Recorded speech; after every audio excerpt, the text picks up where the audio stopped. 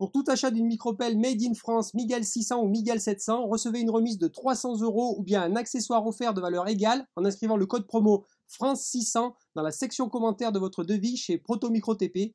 Les liens sont en description sous cette vidéo.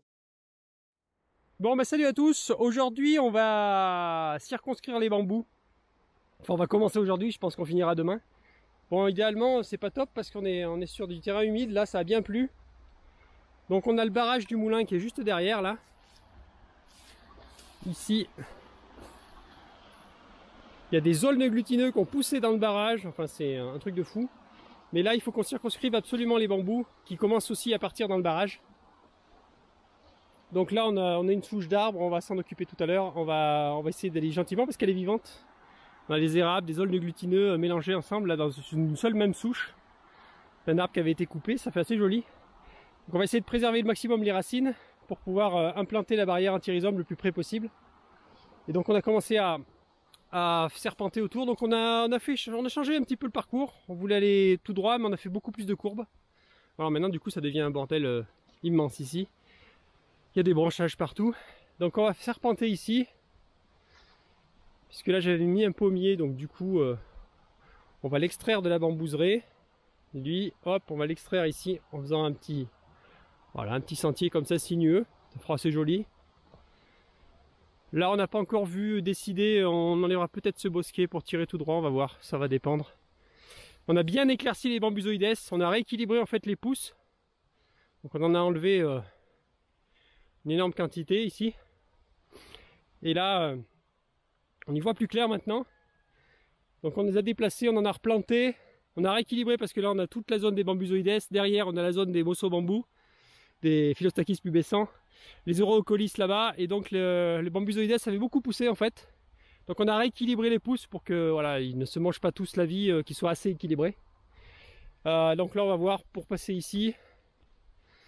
Là du coup on tirait là au départ, puis en fait maintenant on va faire un petit parcours sinueux puisqu'on a vu que sur les 100 mètres, on essaye de jongler, j'espère qu'on va bien tomber. On a 100 mètres, il faut qu'on arrive à les exploiter correctement. Sachant qu'il faut qu'il m'en garde encore un tout petit bout, une dizaine de mètres, pour faire un autre petit endroit. Donc là on va passer dessous. Donc on va falloir faire des tranchées très sinueuses. Bon là on a vraiment éclairci, ça fait du bien. Donc là on va longer le long ici pour venir circonscrire les Enonis nigra ici. Voilà, qui commence à partir là gentiment. Là, on va venir là, donc ça fait un sacré fossé, enfin il y a à faire là. Jusqu'ici. Et on viendra s'arrêter à la limite de la rivière. Voilà, ici. Comme ça on pourra descendre à pied là tranquillement.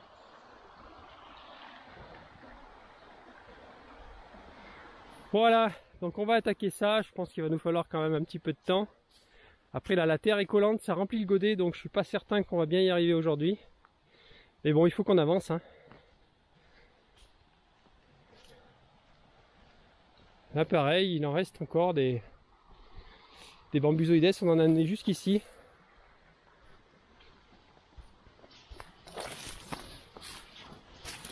On a éclairci un petit peu là. Là, commencer à percer un chemin qui va passer entre les deux, entre le mosso bambou et le bambusoïdes ici, qu'on rejoindra après. Voilà, là on commence à avoir de l'air là.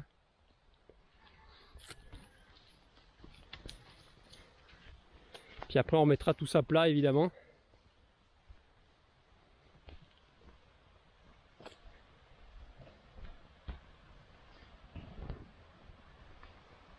C'est la forêt. Là un noyer, pareil, noyer qui a poussé tout seul. Qui commence à être beau. Hein. Voilà. Donc il pousse dans un sureau, donc il faudra trogner un petit peu le sureau, mais bon jusqu'à maintenant ils poussent très bien ensemble. Et là les mosso bambous, le pubescent, avec ses poils.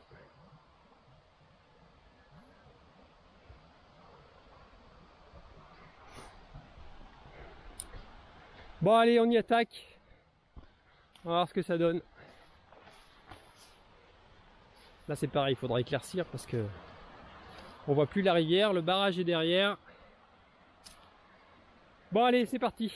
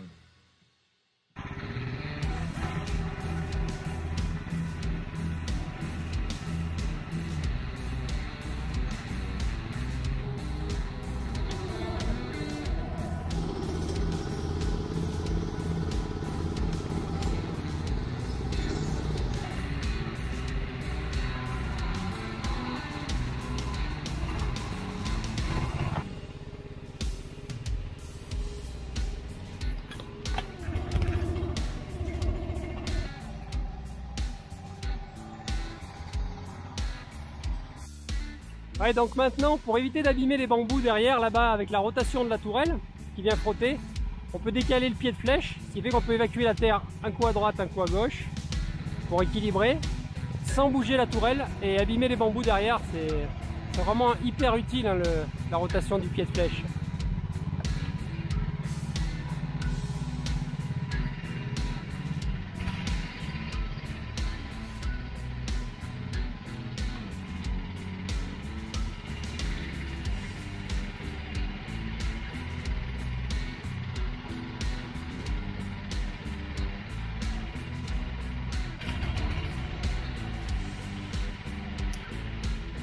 Bon, malgré que la terre soit humide et que le godet soit rempli de terre, bah ça fait quand même le boulot.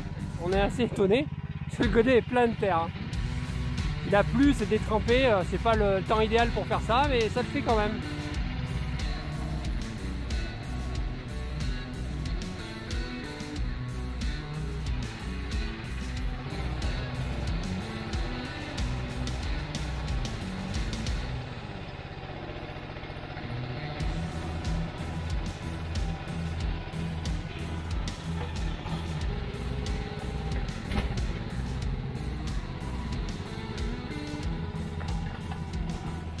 Ah, on a trouvé un rhizome encore là.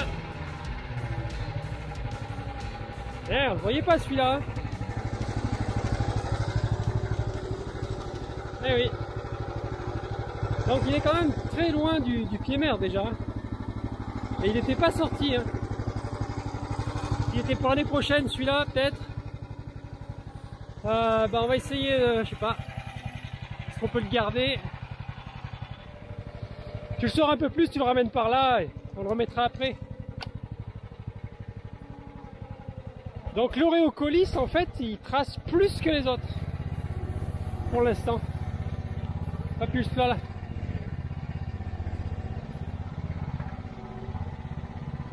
Ah, t'es dessus là.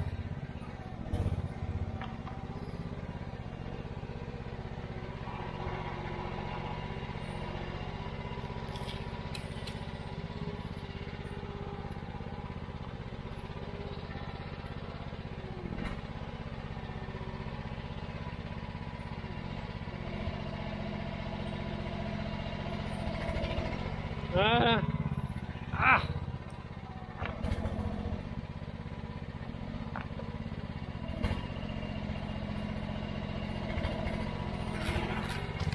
Ah.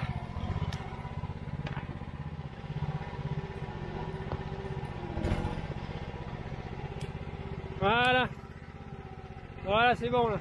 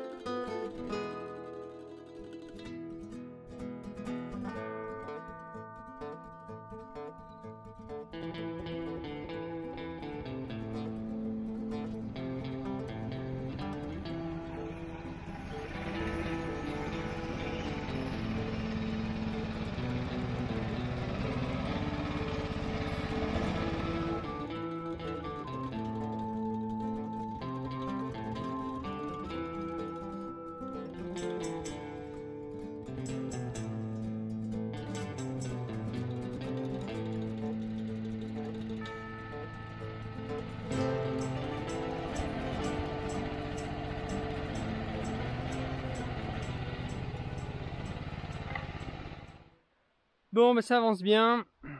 Bon, bah la souche, énorme. Énorme cette souche. Donc là, on arrive dans des zones un peu plus argileuses. On est sur la zone humide là. Donc on a eu un peu plus de mal à rentrer dans la couche d'argile. Mais bon, ça avance quand même. Ouais.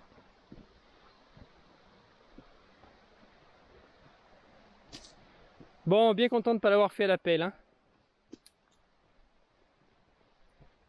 Sacré morceau. Je sais pas combien on a de mètres au total. Bon, nous on a acheté 100 mètres, mais je sais pas si on en aura moins là, je pense. Bon, dernière section là.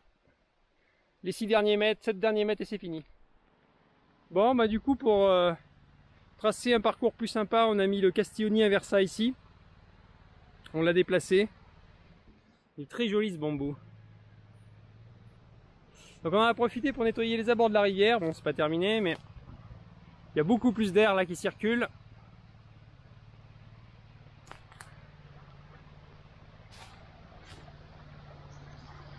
Bon là, il y a tout ça. Ça, on va le broyer.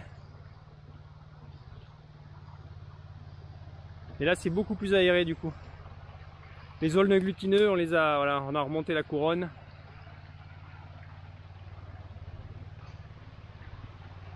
Voilà, là, on a de nouveau le chemin qui est praticable. Là, pareil, hein, tout ce qui est aulnes glutineux. Voilà. On remonte beaucoup plus haut les premières branches.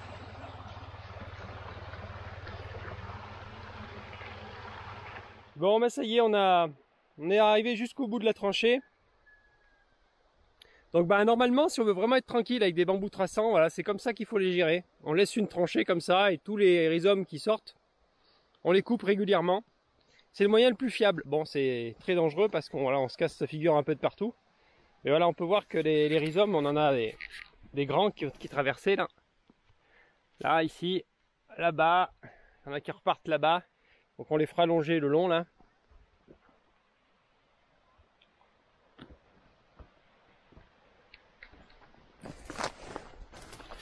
Voilà, donc on en a trouvé des très grands de plusieurs mètres hein, sur les rocolis là.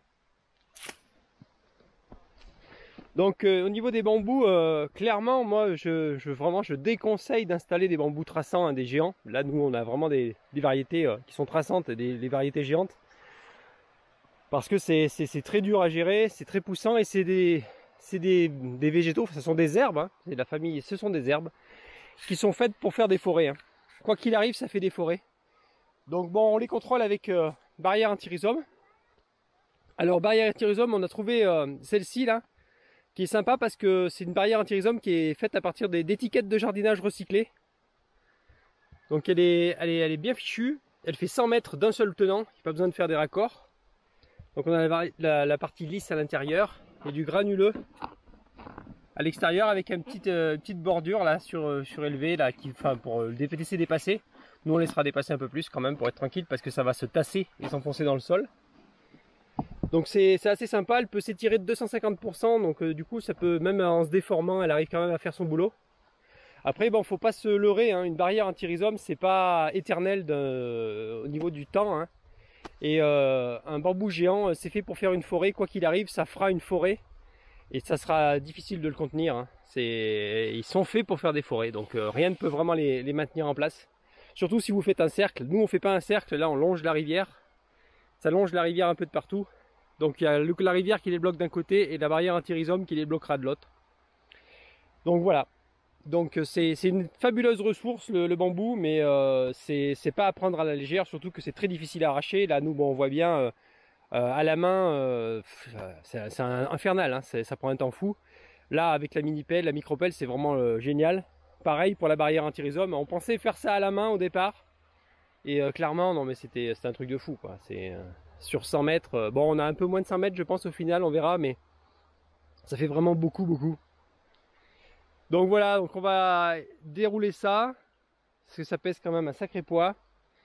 Et on va commencer à le positionner, et on va vous montrer comment il faut le positionner.